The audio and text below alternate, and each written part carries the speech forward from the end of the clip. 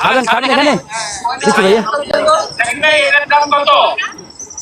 এটা সবগুলা per piece 100 ভাইয়া। তো দেখেন এখন কিন্তু ইদানিং কিন্তু এই ছেলেটা কিন্তু অনেক ভাইরাল হয়েছে কেক বিক্রি করে, তাও আবার দিনে একটা দুইটা 10টা 20টা নয়, 50 60 70টা দিনে কেক একলা বিক্রি করে।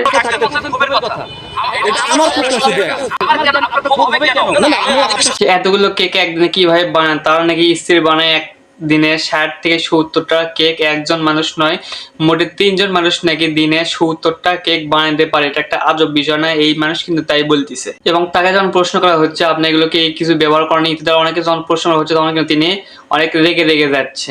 আমি ওর মুখে বীজ দিতে পারবো? আমার নিজের ঘরে বাচ্চা আছে ভাই, আমার নিজের বাচ্চা আছে, বয়স 6 মাস 3 বছর।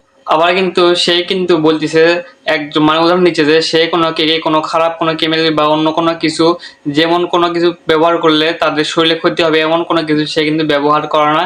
একদম টাটকা ভালো ফ্রেশ জিনিস সবকিছু সে ব্যবহার করে এবং সে ছোট বাচ্চাদেরকে করে নিয়েও দেখাইতেছে।